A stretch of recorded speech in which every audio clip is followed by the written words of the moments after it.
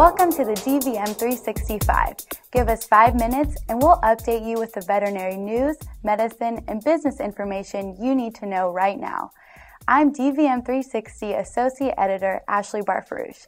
In this edition of The 5, we'll hear a practice manager's take on customer feedback and get thoughts on the ever-growing pool of canine athletes. First up, the news. The American Association of Feline Practitioners recently unveiled its newest initiative, the Cat-Friendly Practice Program. Designed to equip practitioners with guidelines and resources needed to support a cat-welcoming environment, the initiative should also increase feline clinic visits.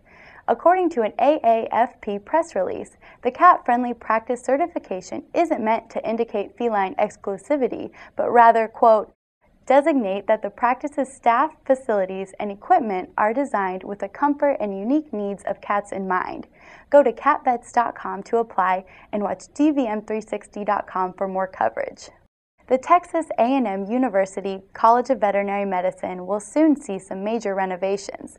The university's System Board of Regents has approved $120 million worth of remodeling and construction, which will expand its small animal hospital and create a new facility for teaching and research. Though the project timeline is not clear, College of Veterinary Medicine Dean Eleanor Green says she hopes its completion will coincide with the college's 100th anniversary in 2016. Veterinary technicians, are doctors in your clinic reluctant to utilize the full extent of your skills?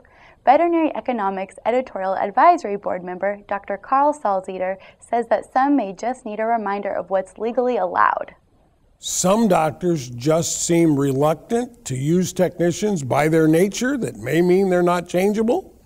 Or many others may be flexible if they really knew legally there was no liability risk based on what the Practice Act in your state says you can freely do. So I would really use the law as leverage to convince them.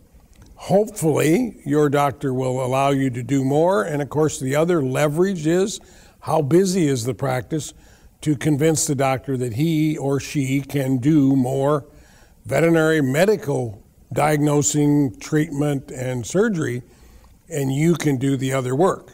So it depends a bit on the business cycle, and it depends on the Practice Act in your state. And then, of course, the communication issues with the doctor. If you can't get that accomplished on your own, I would try to bring in a practice manager or someone else to act as a mediator. Canine athletes in agility, flyball, and dock jumping are gaining ground. The explosion of participation in these non-breed specific sports provides a new wave of dogs who need additional preventive veterinary care. Here, Dr. Wendy Baltzer, a veterinary surgeon, explains why practitioners should get involved in canine sports medicine. This means that you're presented not only as just a veterinarian who does illness and vaccination, but also as a veterinarian who's knowledgeable about sports and taking care of athletes. And this is an entirely different realm that you can open yourself up to receive patients and increase your business. And also promote the health of these animals. There are over 800,000 dogs registered in various agility associations, and that is a lot of dogs who need a lot of care. And I don't think that veterinarians have thought about marketing to those individuals, but they are very, very motivated owners and very dedicated to their dogs. And pretty much in my experience, they will follow your recommendations to a T.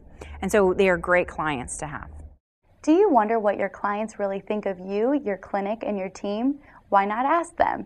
Client surveys provide invaluable feedback to you and your staff, but as practice manager Brian Conrad advises, be sure to propose options you're willing to follow through on. We can't forget to ask. So often we make the mistake of thinking, I know, or we know. We couldn't do anything worse than that. So what I would encourage you to do is to start doing some surveys and start having communication with your clients. It's amazing what they'll let you know when you ask. So whether it be for written surveys, whether it be emailed surveys, whether it be a focus group, truly I would embrace some of these ideas and run with them, and it'll be amazing what you find out. It's going to be really important though that you don't ask any questions you're not willing to act on. There's no sense in asking, would you like to see us open on Sundays if you're not willing to do it? There's no sense in asking if you're wanting to have extended hours during the night if you're not willing to do it. So make sure whatever question it is, whatever information you want to find out, you're willing to do it. The next thing is that there's no reason to waste the client's time unless you're going to go ahead and give them feedback. So when you do receive the feedback, make sure the clients hear about it, and you'll be amazed on how loyal they become. We hope you've enjoyed this edition of The Five. If you have suggestions for future shows, email us at dvm360@advancedstar.com. And for the latest news, medicine, and business information, be sure to visit dvm360.com every day.